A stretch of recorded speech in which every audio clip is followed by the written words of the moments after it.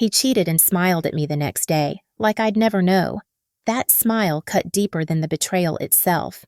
I wanted to scream, to claw, to make him feel even a fraction of the chaos inside me. But I didn't.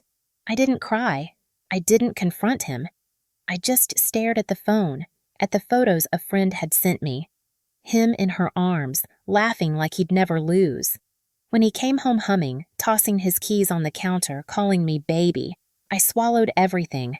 Rage, nausea, the burning urge to shatter every fragile object in the apartment. I said, "Hey, how was your day?"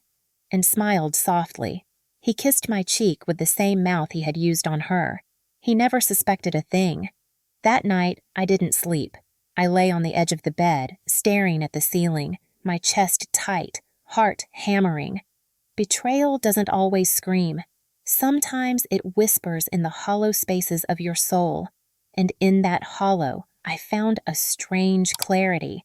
If I reacted now, he'd win. But if I stayed silent, he'd lose everything.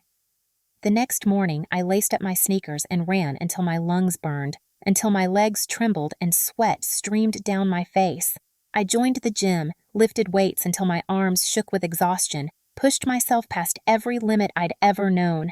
Every drop of sweat, every aching muscle, every step forward became fuel for a new me, a version he could never reach. Weeks turned into months. I woke up early, ate clean, worked harder, learned more, transformed entirely. People noticed. Strangers smiled differently, coworkers stared, friends whispered. Even my mother said, "You look different, stronger." I walked taller, laughed harder, glowed brighter, and I still didn't say a word to him. He tried to charm me back. "You're glowing," he said one evening, voice hesitant, hoping to pierce the distance. I kissed his cheek, smiled faintly, and went about my day. Inside, I was laughing. He had no idea he was watching me rise while thinking I was still the same girl he could control. The turning point came on a Friday night. He came home drunk, sloppy, trying to act normal, but the faint lipstick on his collar betrayed him. I watched him, calm, as he rambled excuses about work drinks. I let silence fill the room, letting every second weigh on him. His ego began to crumble. For the first time, he sensed I wasn't the girl he used to know. Then, karma arrived. He had been careless, flaunting lies and cheating openly. She, the other woman, found out everything. She confronted him in public, screaming, accusing, exposing every lie and broken promise. Phones came out, witnesses stared, coworkers filmed. His pride, his ego, his false confidence, all shattered in front of everyone. I didn't have to lift a finger. I didn't have to speak. The universe did it for me. By the next morning, he was suspended from work, humiliated beyond repair, and even the people he trusted most started to distance themselves. His life, once so carefully curated, was crumbling like fragile glass. Weeks later, he called me, begging, apologizing, promising. I didn't reply. He had spent months thinking I'd beg, that I'd plead for his return. But I didn't. I had built myself into someone unshakable, someone untouchable, someone he could no longer influence or harm. Months later, I walked past him in the street.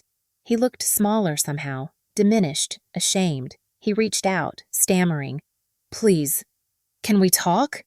I shook my head, walking past, feeling nothing but calm satisfaction. The girl he cheated on, the girl he thought was weak, was gone. In her place stood a woman who had taken every ounce of betrayal and transformed it into power. I moved into a new apartment overlooking the city, mornings filled with running along the river, feeling the wind on my face, lungs full, heart steady. I smiled at strangers, worked harder, laughed louder, lived freer. And every time I remembered him, the smirks, the lies, the betrayal, I felt nothing but peace. Because true revenge doesn't scream.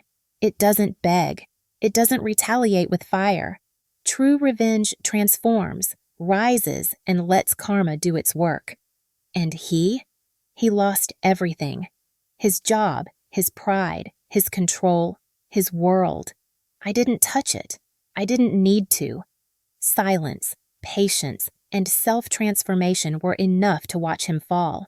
And sometimes when the sun hits the river just right, I think of the girl I once was, soft, trusting, small.